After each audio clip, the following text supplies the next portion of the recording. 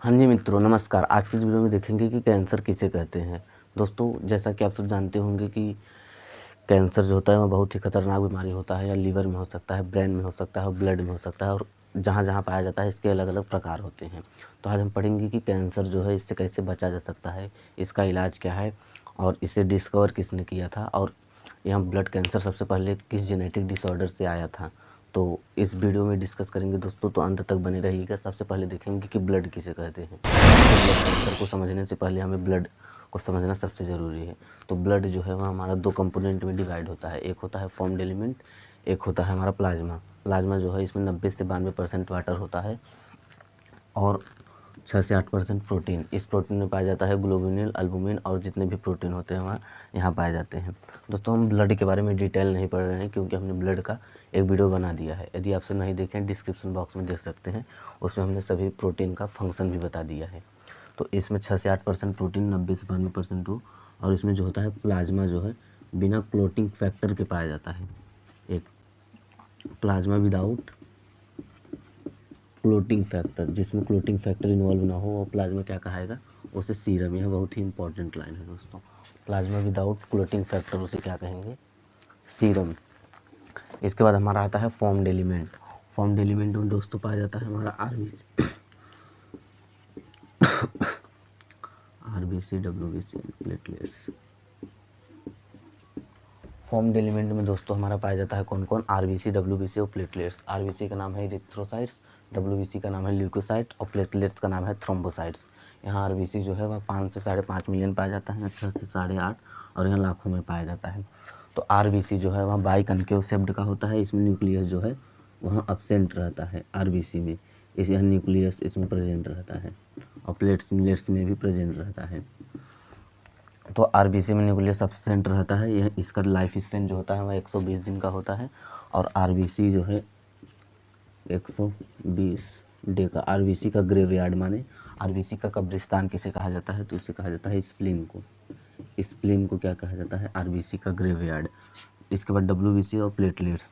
दोस्तों, डब्ल्यूबीसी क्या करता है, डब्ल्यूबीसी हमारे जितने भी हमारे बाहर से पैथोजेंस आएंगे उनसे लड़ने की क्षमता को बढ़ाता है डब्ल्यूबीसी, लेकिन ये डब्ल्यूबीसी कॉज करता है कैंसर को भी। इसके बाद प्लेटलेट्स क्या करता है दोस्तों, प्लेटलेट्स जो होता है यह 2 लाख से ज़्यादा होता है।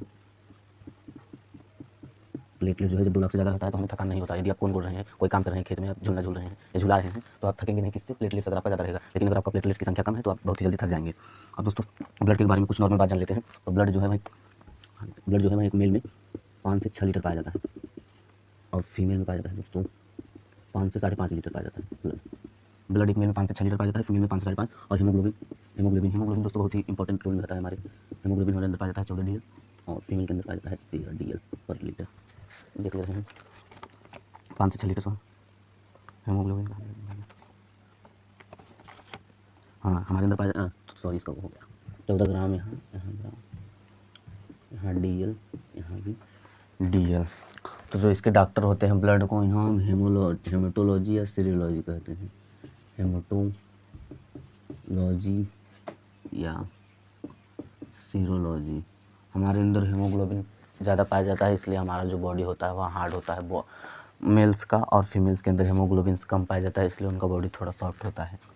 हेमेटोलॉजी और सीरोलॉजी किस डॉक्टर को कहते हैं, जो ब्लड के बारे में पढ़ता है, या ब्लड के बारे में जो जांच करता है, उस डॉक्टर को क्या कहते हैं, हेमेटोलॉजी या सीरोलॉजी।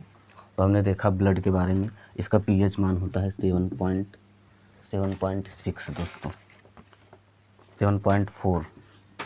इसका पीएच मान दोस्तों होता है 7.4। एक बार हम पूरा रिवीजन कर लेते हैं हमने जितना पढ़ा अभी तक। ब्लड जो है वह 2 कंपोनेंट में बटा हुआ होता है। एक प्लाज्मा एक फॉर्म्ड एलिमेंट। प्लाज्मा जो होता है वह 55% पाया जाता है, फॉर्म्ड एलिमेंट 45% पाया जाता है। प्लाज्मा जो होता है वह 90 से 92% उसमें पानी होता है, 6 से 8% प्रोटीन। इसमें आरबीसी, डब्ल्यूबीसी और प्लेटलेट्स होते हैं फॉर्म्ड एलिमेंट में। इसके बाद जो आरबीसी होता है इसका ग्रेवयार्ड किसे कहा जाता है, स्प्लीन को, माने कब्रिस्तान।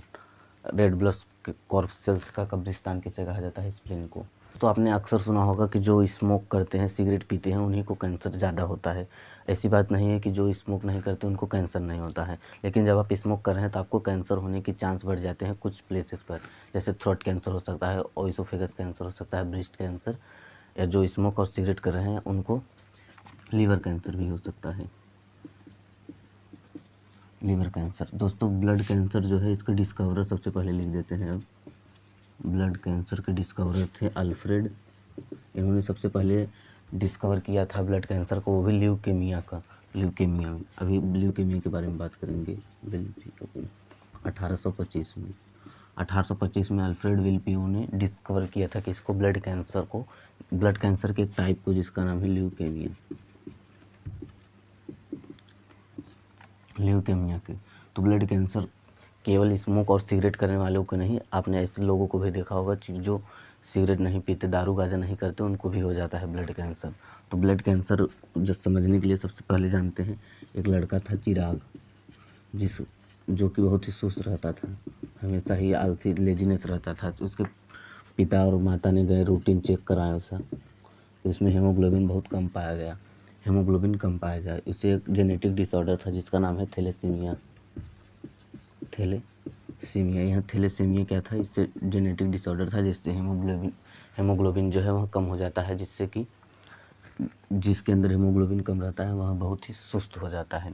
जैसे फीमेल्स के अंदर हीमोग्लोबिन हमारा कितना था, 13 ग्राम पर DL, और मेल्स के अंदर हमारा था कितना, 14 ग्राम पर DL। इसलिए इसमें ज़्यादा रक्त पाया जाता है। मेल्स में 5 से 6 लीटर, इसमें 5 से 5.5 लीटर। क्यों? क्योंकि इसमें हीमोग्लोबिन कम है, इसमें हीमोग्लोबिन ज़्यादा है।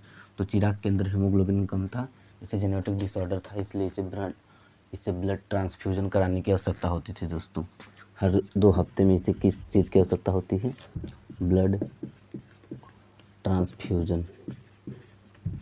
अब आप सब सोच रहे होंगे कि हमें आपको ये क्यों बता रहे हैं कि थैलेसीमिया और ब्लड ट्रांसफ्यूजन।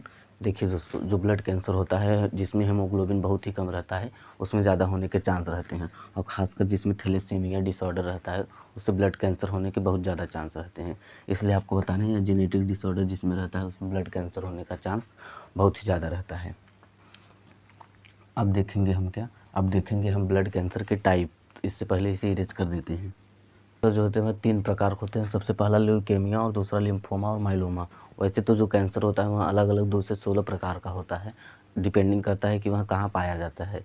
तो आज हम पढ़ेंगे स्पेशली 3 के बारे में। तो सबसे पहले हो गया हमारा ल्यूकेमिया। तो ल्यूकेमिया क्या होता है दोस्तों, यह शुरू होता है बोन मैरो से, और लिम्फ को प्रभावित करता है। जो लिम्फ होते हैं दोस्तों, जहाँ से हमारा ब्लड वेजल निकला हुआ था उसे लिम्फ कहते हैं। इसके बाद हमारा हो गया लिम्फोमा। लिम्फोमा क्या करता है, ये तो केवल लिम्फ को नुकसान करता है, पूरी लिम्फ जो नेटवर्क होता है जहाँ से ब्लड हमारा जाते हैं, वहाँ से प्रोटीन कार्बोहाइड्रेट लेकर उसे पूरा बर्बाद करने का काम करता है हमारा लिम्फोमा। ल्यूकेमिया और लिम्फोमा। और माइलोमा दोस्तों सबसे खतरनाक होता है। माइलोमा में हमारा क्या होता है, यह बोन मैरो से स्टार्ट होकर कहाँ जाता है, हमारे रेड ब्लड सेल्स को सबसे पहले प्रभावित करता है। इसके बाद हमारी जो किडनी होती है उसको प्रभावित करके एकदम बेकार कर देता है। इस ब्लड कैंसर में क्या होता है, मारे जाते हैं सभी लोग। ब्लड कैंसर दोस्तों संजय दत्त को हुआ था एक बार, उन्होंने केमोथेरेपी कराया था जब वो एक्सरसाइज भी कर रहे थे। तो केमोथेरेपी क्या होता है दोस्तों, एक ड्रग्स का इस्तेमाल करके उस जो कैंसर होता है, कैंसर जो डिटेक्ट कर रहा होता है सेल, उसे मार दिया जाता है। इसे केमोथेरेपी कहते हैं।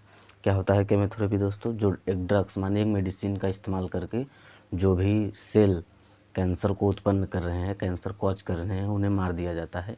उसे क्या कहा जाता है दोस्तों, केमोथेरेपी। तो ब्लड कैंसर हमने देख लिया, ल्यूकेमिया, लिम्फोमा, माइलोमा।